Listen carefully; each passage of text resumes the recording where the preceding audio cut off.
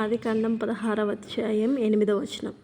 శారాయి దాసివైన హాగరు, ఎక్కడి నుండి వచ్చితివి, ఎక్కడికి వెళ్ళుచున్నావని అడిగినందుకు అది, నా యజమానురాలైన శారాయి యొద్ద నుండి పారిపోచున్నానెను.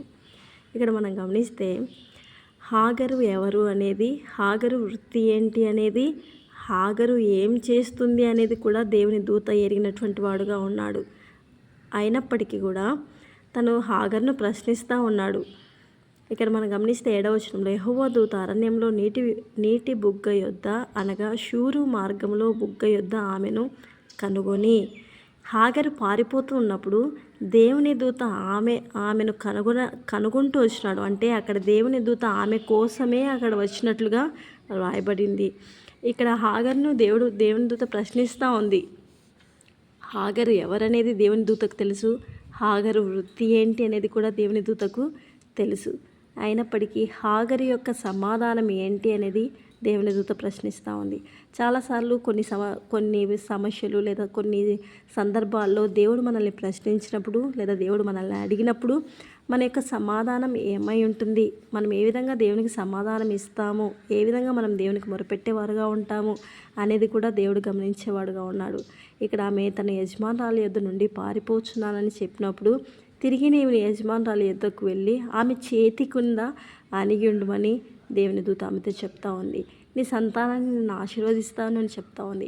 ఎప్పుడైతే దేవుడు మనకు ఏదైనా ఒక పొజిషన్ని దేవుడు మనకి ఇచ్చినప్పుడు, అది ఒక దాసి పనే కానివ్వండి, లేదా ఈ సొసైటీలో ఒక సమాజంలో మనకు ఉన్నటువంటి ఒక ఉద్యోగ బాధ్యతలే కానివ్వండి, అది ఏదైనప్పటికీ దేవుడు మనకి ఇచ్చినటువంటి పనిలో మనం ఎదుర్కొంటున్నటువంటి సమస్యలు ఏవైనప్పటికీ కూడా మనం దానికి లోబడి మనం ముందుకు వెళ్తున్నప్పుడు, దేవుని మీద మనం ఆధారపడి ముందుకు వెళ్ళే వారంగా మనం ఉంటున్నప్పుడు దేవుడు తప్పకుండా మనల్ని దీవించేవాడుగా ఉంటున్నాడు.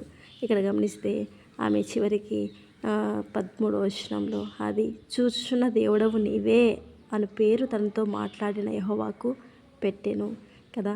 చూస్తున్న దేవుడు నీవే. మనం ఎదుర్కొంటున్నటువంటి ప్రతి సమస్యను చూస్తున్న దేవుడు ఆయనే. మనం వెళ్తున్న ప్రతి మార్గంలో మనకు వచ్చే శోధనలు, మనం పొందుతున్నటువంటి బాధలు సమస్తాన్ని చూస్తున్న దేవుడు ఆయనే.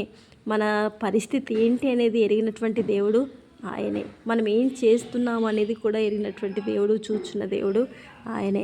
కాబట్టి శారా దాసి అయిన హాగరు తన అనుభవంలో ఆయనను చూచున్న దేవుడుగా ఎరుగుతూ వచ్చింది. యెహోవా రాయని ఆయన ఎరుగుతూ వచ్చింది కదా. కాబట్టి నా అనుభవాలలో మనం దేవుణ్ణి ఏ విధంగా ఎరిగి ఉన్నాం, మన పరిస్థితులను ఆయన చూచే దేవుడుగా మనం ఎరిగి ఉన్నామా, లేదంటే నేను ఫలానా అని చెప్పేసి దేవుణ్ణి మనం మర్చిపోయేవారుగా ఉంటున్నామా? మనం ఈ లోకంలో ఎంత గొప్పవారమైనా, మన స్థాయి మన స్థితి ఎంత గొప్పదైనా కూడా దేవుని దృష్టిలో అది అత్యల్పమే కదా. ఇక్కడ హాగరు నేను అబ్రహాముకు భార్య అయినానని గర్వపడిందేమో, నేను గర్భవతిని అయినాను అని చెప్పేసి ఆమె గర్వపడిందేమో, కానీ దేవుని దృష్టిలో హాగరు యొక్క పొజిషన్ అనేది శారాయి దాసినే కదా. కాబట్టి మనం ఈ లోకంలో ఎంత గొప్పవారమైనా కావచ్చు, మనకున్నటువంటి పరిస్థితి, మనకున్నటువంటి స్థితి ఈ లోకంలో ఎంత గొప్పదైనా కావచ్చు, కానీ దేవుని దృష్టిలో మనకంటూ ఒక పొజిషన్ అనేది ఉంది. కాబట్టి మన అనుభవంలో మనం దాన్ని ఎరిగే వారంగా ఉండాలి. దేవుడు మనల్ని ప్రశ్నించినప్పుడు మన అనుభవంలో ఆయనను చూస్తున్న దేవుడుగా మనం ఆయన్ను స్తుతించే వారంగా ఉండాలి.